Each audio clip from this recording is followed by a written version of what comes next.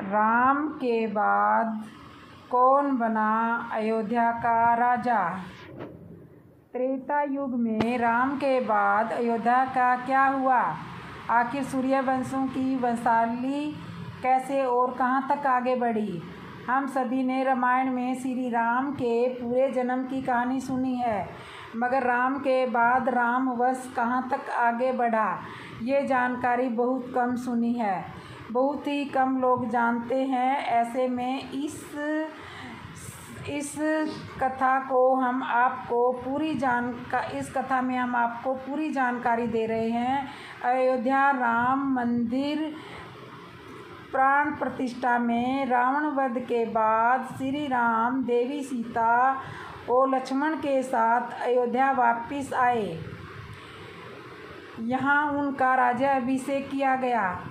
एक कुशल राजा के तौर पर अयोध्या का सारा कार्यभार उन्होंने संभाला। समय आने पर श्री राम के 2 पुत्र लव और कुश हुए। कुछ समय बाद माता सीता ने अपने दोनों पुत्रों को श्री राम को सौंप दिया और धरती में विलीन हो गई। एक समय बाद श्री राम, लक्ष्मण, भरत और शत्रुघ्न भी धरती पर अपनी लीला समाप्त करके चले गए। ज़्यादातर लोग राम की इतनी कथा ही जानते हैं। महर्षि वाल्मीकि की रामायण का भी यहीं पर अंत हो जाता है। आज हम आपको बताते हैं कि श्री राम के जाने के बाद अयोध्या नगरी का क्या हुआ, सूर्यवंशियों की वंशावली कैसे और कहां तक आगे बढ़ी। द्वापर और कलयुग में अयोध्या कैसी थी? महाकवि कालिदास ने अपने रघुवंश महाकाव्य में श्री राम के बाद उनके उत्तराधिकारी राजाओं और अयोध्या का वर्णन किया है। रघुवंश में राम के बाद 24 राजाओं के बारे में बताया गया है। राम के बाद कौन बना अयोध्या का राजा? श्री राम की धरती पर जीवन लीला समाप्त करने के साथ ही त्रेता युग भी खत्म हो गया और द्वापर युग का आगमन हुआ। अयोध्या के इतिहास में यह एक महत्वपूर्ण मोड़ था, जहां राम के उत्तराधिकारियों ने राज्य की बागडोर संभाली। श्री राम के अलावा लक्ष्मण, भरत और शत्रुघ्न के भी 2 बेटे हुए। इस तरह अगली पीढ़ी में कुल 8 भाई थे। ये 8 भाई थे लव, कुश, पुष्कल, तक्ष, सुबाहु, अंगद, बहुश्रुत और चंद्रकेतु। भगवान राम ने अपने समय में ही लव को कौशल राज्य का उत्तर भाग शेरावती और कुश को दक्षिण भाग कुशावती का राजा बना दिया था। राम के जाने के बाद उनके दोनों पुत्र उन्हें सौंपे गए राज्यों में थे। दोनों में से किसी को नहीं पता था कि अयोध्या में क्या हुआ था। रघुवंश महाकाव्य के अनुसार एक रात कुश सो रहे थे, तभी उनके सपने में अचानक एक देवी प्रकट हुई। उस देवी ने कुश को अपने पुराने राज्य अयोध्या लौटने का आग्रह किया। अगली सुबह कुश ने अपने गुरुजनों और मंत्रियों को पिछली रात के सपने की जानकारी दी। सभी ने उन्हें अयोध्या जाकर राज करने की सलाह दी। उसके बाद कुशावती राज्य की जिम्मेदारी वैदिक ब्राह्मणों को सौंपकर अपनी पूरी सेना के साथ अयोध्या के लिए निकल पड़े। अयोध्या पहुंचते ही कुश ने राजा का पदभार संभाल लिया। कुश अपने भाइयों में सबसे बड़े थे। इसलिए अयोध्या की प्रजा ने उन्हें राजा स्वीकार कर लिया। कैसा था लव कुश का शासन?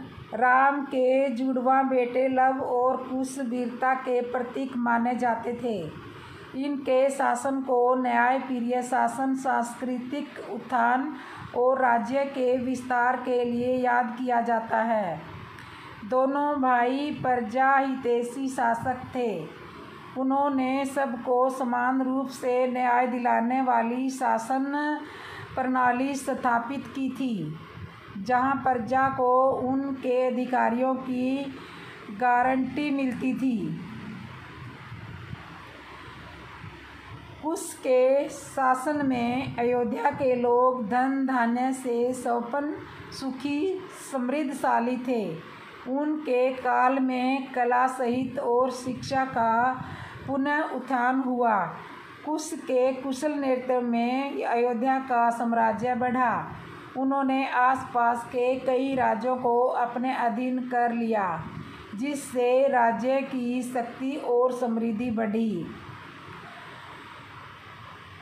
द्वापर युग में विष्णु भगवान ने श्री कृष्ण के रूप में अवतार लिया, जिन्होंने धर्म की स्थापना के लिए महाभारत के युद्ध में अहम भूमिका निभाई। अयोध्या और श्री कृष्ण के बीच घनिष्ठ संबंध थे।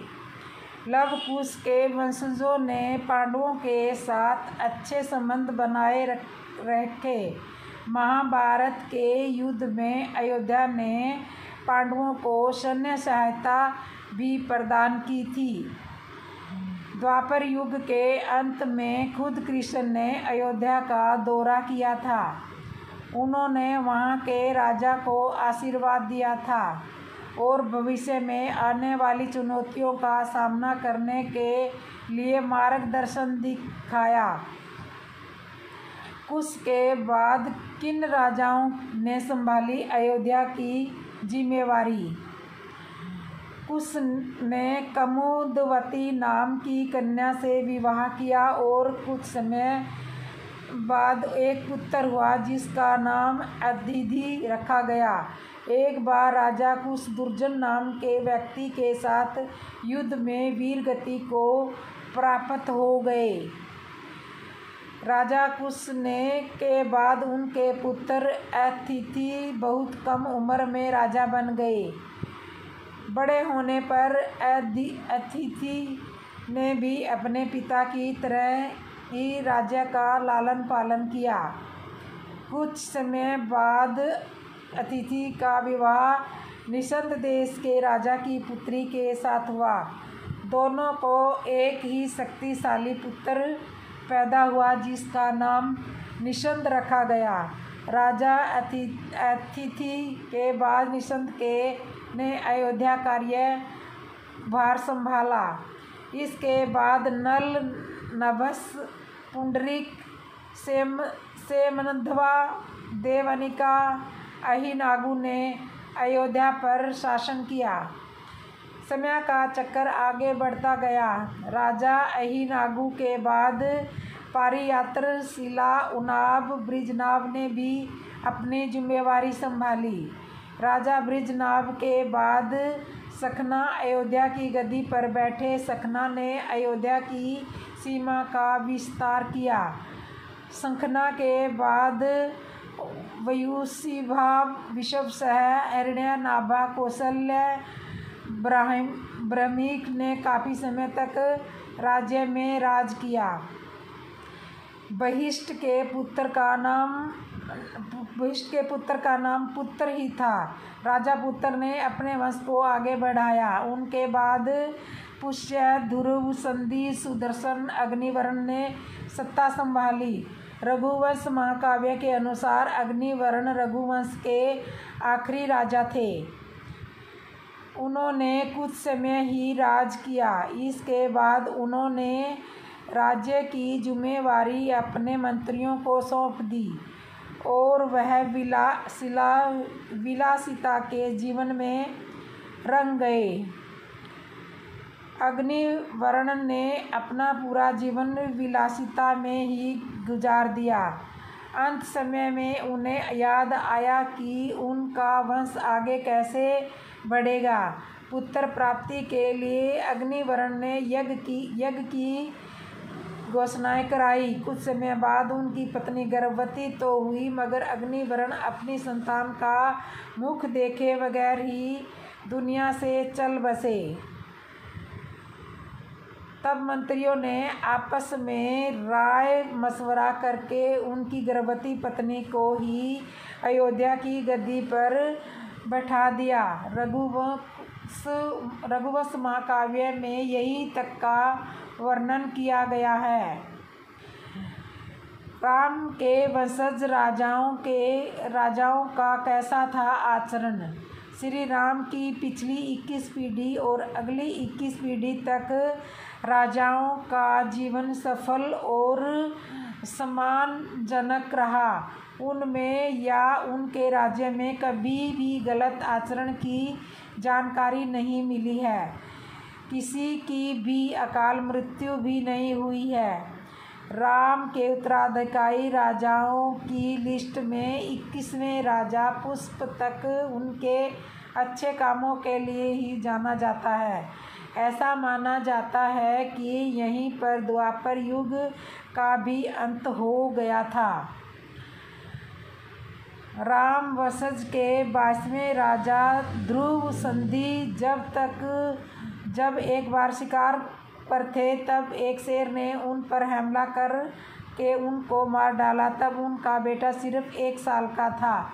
राजा ध्रुव संधि के बाद से सभी वंशज कम सफल हुए। उनके बारे में कोई जानकारी नहीं मिलती है।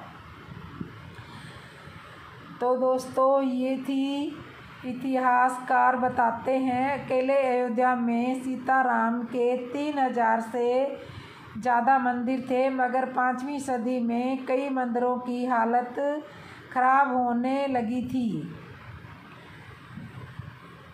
उज्जैन के राजा विक्रमादित्य ने अयोध्या जाकर सभी मंदिरों को ठीक करवाया।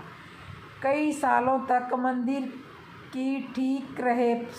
1526 में मुगल बादशाह बाबर और इब्राहिम लोदी के बीच युद्ध हुआ तो 2 साल के भीतर 1528 तक बाबर की सेना ने अयोध्या पर अपना कब्जा जमा लिया। दावा किया जाता है कि बाबर ने ही अयोध्या में तमाम मंदिरों को तोड़वाकर मस्जिद का निर्माण करवा दिया था। भगवान शंकर को पता चलता है कि राम अवतार हो चुका है, तो वह प्रभु श्री राम के बाल रूप के दर्शन करने के लिए काकभुसुंडी जी के साथ मनुष्य का रूप बना के अयोध्या आते हैं।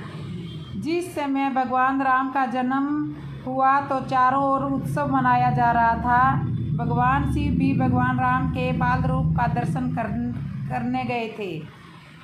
वही कथा पार्वती जी को सुना रहे हैं। भगवान शिव कहते हैं, पार्वती जी समय भगवान का अवतरण हुआ था, उस समय मुझसे रहा नहीं गया। मैं अपने मन को रोक नहीं पाया और तुरंत अवधपुरी पहुंच गया। मेरी चोरी ये थी कि मैंने तुमको बताया नहीं। भगवान ये कहना चाह रहे हैं कि जब भगवान का बुलावा आए तो किसी का इंतज़ार मत करना।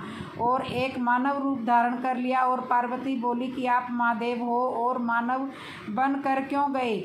भगवान शिव कहते हैं कि जब महादेव के देव भी मानव बनकर आ जाते हैं तो मैं मानव ना बनूं, ये कैसे हो सकता है। जैसे ही अयोध्या में पहुंचा, वहाँ बहुत भीड़ लगी हुई थी। भोलेनाथ बहुत प्रयास कर रहे हैं राम जी के दर्शन का, लेकिन नहीं जा पा रहे। शिव ने थोड़ी ताकत लगाई और थोड़ा धक्का दिया है। जैसे ही शिव ने धक्का दिया है तो अंदर से ऐसा धक्का आया कि भोलेनाथ दूर जाकर मंदिर के एक शिवलिंग के पास टकरा कर गिर गए हैं। भोलेनाथ बोले कि ये लो, हो गए दर्शन राम के तो हुए नहीं, पर मेरे खुद के हो गए। भोलेनाथ ने सोचा कि ऐसी भीड़ में दर्शन कैसे हो। तब भोलेनाथ को याद आया, मेरा एक चेला है वो दिखाई नहीं दे रहा। वही कहीं ही होगा। वो चेला है काकभूषणी जी महाराज। सोच रहे हैं भगवान का दर्शन करने जरूर आए होंगे। जैसे ही भोलेनाथ ने उन्हें याद किया तो काकभूषणी जी तुरंत आ गए, क्योंकि कोए के रूप में भोलेनाथ को कहते हैं। महादेव कैसे बुलाया है, जल्दी बताए। भोलेनाथ बोले, जल्दी बताऊं पर क्यों, कहाँ जाना है? काकभूषणी जी बोले कि आपके पीछे उत्सव छोड़कर आया हूँ। शिव जी बोले कि तुम कहाँ थे? उसने कहा कि प्रभु मैं तो अंदर ही था। दशरथ जी खूब आनंद लुटा रहे हैं, बड़ा आनंद हो रहा है। भगवान शिव बोले कि बढ़िया है। मानव को तो भीड़ के कारण रोक सकते हैं, पर कोए को कौन रोकेगा? वह चेला आनंद ले रहा है और गुरु यहाँ बैठा है। भोले बाबा कहते हैं कि चेला जी कोई युक्ति बताइए, हमें भी दर्शन करवाइए। काकभूषणी जी ने कहा, महाराज चलो कोई युक्ति बनाते हैं। काकभूषणी ने भी मानव रूप धारण कर लिया। बहुत बार प्रयास किया लेकिन इन्हें अंदर नहीं जाने दिया। अब जब काफ़ी समय हुआ तो भगवान राम ने भी रोना शुरू कर दिया। इनके मन में भी भोले बाबा के दर्शन की तड़फ जाग गई है। अब राम जी दुख में तड़फ कर रो रहे हैं, और जब ये पीड़ा भरी पुकार मैया के कान में गई तो कौशल्या जी बिलख पड़ी कि मेरे लाल को आज क्या हो गया है। इधर भोले बाबा ने भी पूरा नाटक किया। भोले बाबा एक 80 साल के ज्योतिषी बन गए। गोस्वामी जी ने गीतावली में इस भाव को बताया है, और समय ज्योतिषी बनकर काकभूषणी जी को अपना शिष्य बना लिया और सरयू के किनारे बैठ गए। जितने भी लोग रास्ते से आ जा रहे थे, भगवान शिव सबके साथ सब हाथ देख रहे थे और भविष्यवाणी कर रहे थे। अब अवधपुरी में चर्चा हो गई, कोई बहुत बड़ा ज्योतिषी आ गया है। गोस्वामी जी कह रहे हैं, अवध आजू आगामी एक आयो। जब भगवान राम ने रोना शुरू किया तो माँ बहुत परेशान हुई। गुरु वशिष्ठ जी को खबर की गई, लेकिन वशिष्ठ जी व्यस्त थे। इतने में एक नौकर आकर बोला कि मैया मुझे खबर मिली है कि एक बहुत बड़ा ज्योतिषी अवधपुरी में आया है, आपकी आज्ञा हो तो उसे बुला लाऊं। माँ तो परेशान थी। मैया ने कहा कि जाओ और जल्दी बुला कर लाओ, बस मेरे लाल का रोना बंद हो जाए। दौड़े दौड़े सेवक गए। भोले बाबा सरयू नदी के किनारे बैठे हैं। नौकरों ने कहा कि आप ही हो ज्योतिषी जिसकी चर्चा हर गली गली में फैल रही है। भोले बाबा बोले, तुम लोग कहाँ से आए हो? वो बोले कि हम राजभवन से आए हैं। वे सुनते ही भोलेनाथ का रोम रोम पुलकित हो गया। समझ गए कि मेरे राम ने ही इन्हें भिजवाया है। भगवान शिव बोले कि क्या करना है बोलो।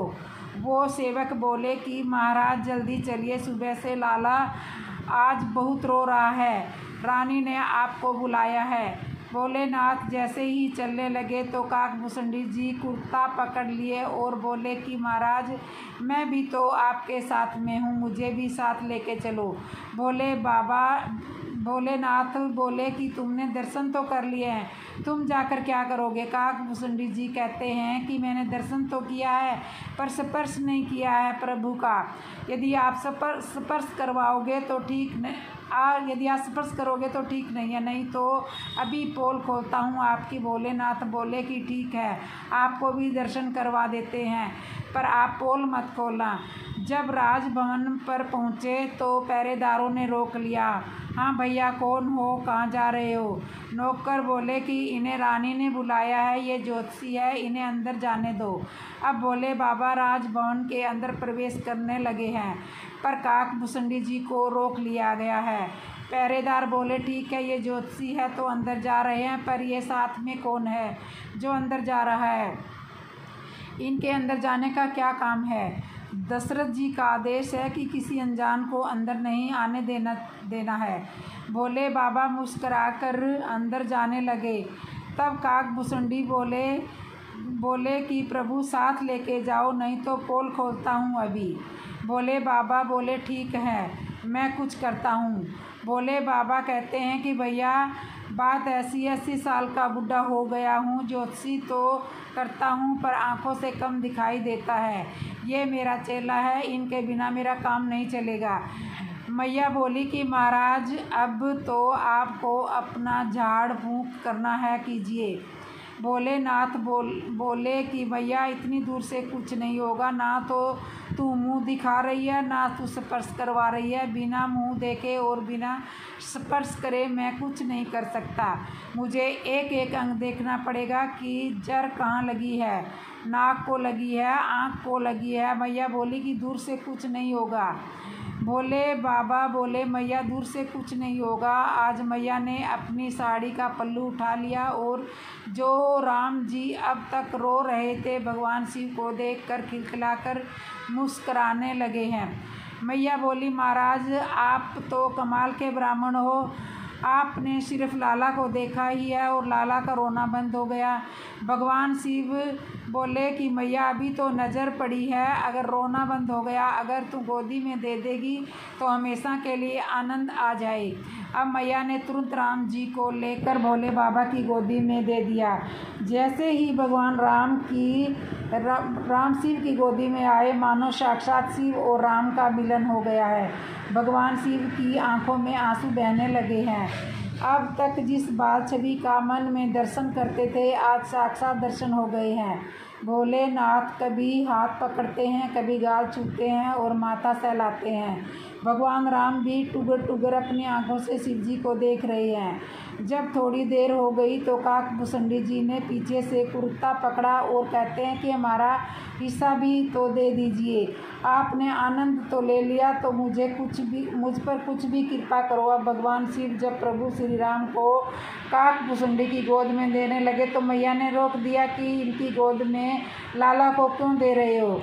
भगवान शिव बोले कि मैया बूढ़ा हो गया हूँ, ये मेरा चेला है, ये हाथ देखेंगे और मैं भविष्य बताऊंगा। काकभूषणी जी की गोद में लाला को दे दिया। अब काकभूषणी जी भगवान का दर्शन पा रहे हैं और भोलेनाथ ने भगवान का सारा भविष्य बताया है, सब बता दिया है कि आपके लाला कोई साधारण लाला नहीं है, आपका लाला का जग में बहुत नाम होगा, आपके लाला के नाम से ही लोग भवसागर तर जाएंगे। मैया बोली कि ये सब तो ठीक है, पर यह बताओ कि लाला की शादी कब होएगी। भोलेनाथ बोले कि इतना बता सकते हैं, आगे चलकर आप थोड़ा ध्यान रखना। एक बूढ़े बाबा आपके लाला को आपसे मांगने के लिए आएंगे और जब वो मांगेंगे तो तुम तुरंत दिलवा न देना, मना करवाना, क्योंकि आपके लाला उनके साथ चले जाएंगे तो वहाँ से बहू लेकर ही आएंगे। कौशल्या जी बोली कि आप चिंता मत करो महाराज, ये बात मेरे दिमाग में बैठ गई, मैं इसे हमेशा याद रखूँगी। इस प्रकार भोले बाबा ने सब बताया है। मैया ने बोला कि आपने बड़ी कृपा की है, मेरे लाला का रोना बंद करवा दिया है, मेरे लाला का भविष्य बता दिया है, अब मेरे लाला को आशीर्वाद भी दे दीजिए। भगवान शिव ने आशीर्वाद दिया है, हे राम आप जुग जुग जियो, सबको आनंदित करो। इस प्रकार से भोलेनाथ बड़ी मस्ती से राम जी को आशीर्वाद दे के अपने धाम पधारते हैं। भोलेनाथ जी ने ये भी कहा कि इस चरित्र को सब लोग नहीं जान सकते, बस जिस पर राम की कृपा होगी वही इस चरित्र को जान सकते हैं। पार्वती जी कहती है महाराज हम पर राम जी की कृपा बनी हुई है, तभी हम ये सब जान पाए हैं। जय श्री राम। ऐसा ही वीडियो देखने के लिए आप मेरे चैनल को कर लो सब्सक्राइब, लाइक और कमेंट में लिखो जय श्री राम।